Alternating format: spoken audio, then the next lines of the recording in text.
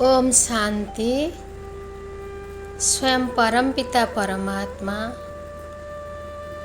हमको ब्रह्मा मुख माध्यम से हिंदी मूल्य सार सुना रहे हैं। आज 4/7/2025 हिंदी मुरली सार।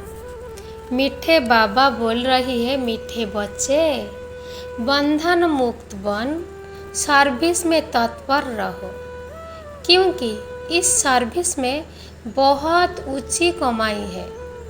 21 जन्म के लिए तुम वैकुंठ का मालिक बनते हो। बाबा कहते मीठे बच्चे बंधन मुक्त है सर्विस सेवा करिबारे तत्पर रह, कारण यही सर्विस रे बहुत उच्चा कमाई अच्छी। और 21 जन्म पे आम वैकुंठर मालिक बनिबा।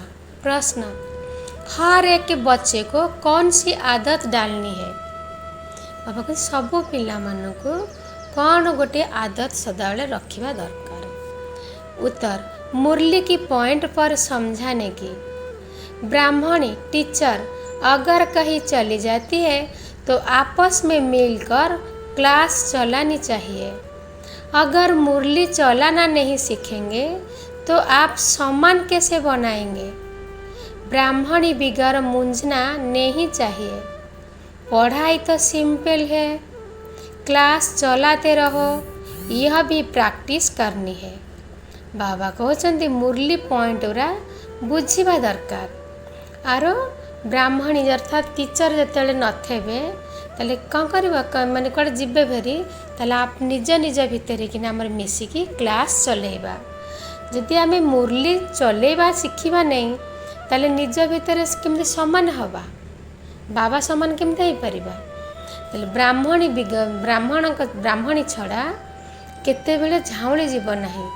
पढ़ाटा तो सिंपल कथा, क्लास चले चलो, एटा प्रैक्टिस करके रखो। धारणा, इस पुराने सड़ी हुए शरीर का भान छोड़ देना है।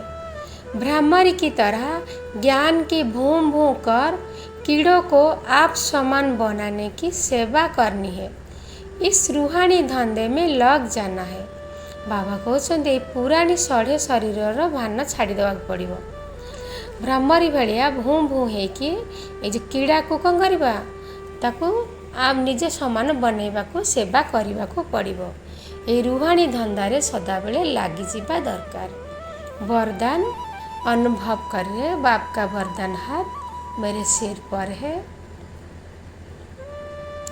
बाप दादा उसके मुख कमल से बोल रही है, मनसा बंधनों से मुक्त अतीन्द्रिय सुख की अनुभूति करने वाले मुक्तिदाता भव। बाबा कहते मनसा बंधन रु मुक्त हो जाए कि अतीन्द्रिय सुखर अनुभूति करला वाला हुआ एवं समस्तंकर मुक्तिदाता हुआ। बाबा डिटेल्स रे बोल रही है, अतीन्द्रिय सुख से झूलना यह संगम युगी ब्राह्मण की विशेषता है, लेकिन मनसा संकल्प के बंधन आंतरिक खुशी या अतीन्द्रिय सुख का अनुभव करने नहीं देते। व्यर्थ संकल्प, ईर्षा, अलबेलपन व आलस्य के संकल्प के बंधन में बंधना ही मनसा बंधन है। ऐसी आत्मा अभिमान के बस दूसरों को ही दोष सोचती रहती है। उनकी महसूसता शक्ति समाप्त हो जाती है। इसलिए इस सूक्ष्म बंधन से मुक्त बनो, तब मुक्तिदाता बन सकेंगे। बाबा कहते अतीन्द्रिय सुखर झुलनारे यही संगम युगी ब्राह्मण मानकर विशेषता अतीन्द्रिय सुखरे झुली रहिबा। लेकिन किंतु मनसा संकल्प बंधनर आंतरिक खुशी की अतीन्द्रिय सुख को अनुभव करने को दिए नहीं। तेणुक कौन से संकल्प ना व्यर्थ संकल्प, क्या ईर्षा करवा, अलबेलापन आनिबा, आलस्य आनिबा, यही संकल्प कौन करे बंधन रे बंधा है कि मनसा बंधन आमर बांधी रही जाए। ऐसे आत्मा अभिमानी पिला बस हो जाती।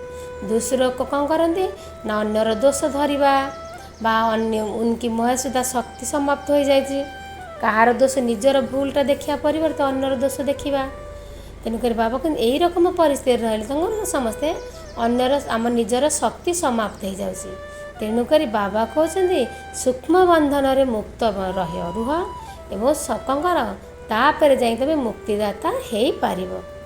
स्लोगान ऐसा खुशियों की खान से संपन्न रहो जो आपके पास दुख की लहर भी ना आए। बाबा कहले एमिति खुशी संपत्ति रे तुम संपन्न रह जमी तुम पाखक कौन सी दुखर लहर भी न आसी पारिबनी। ओम शांति।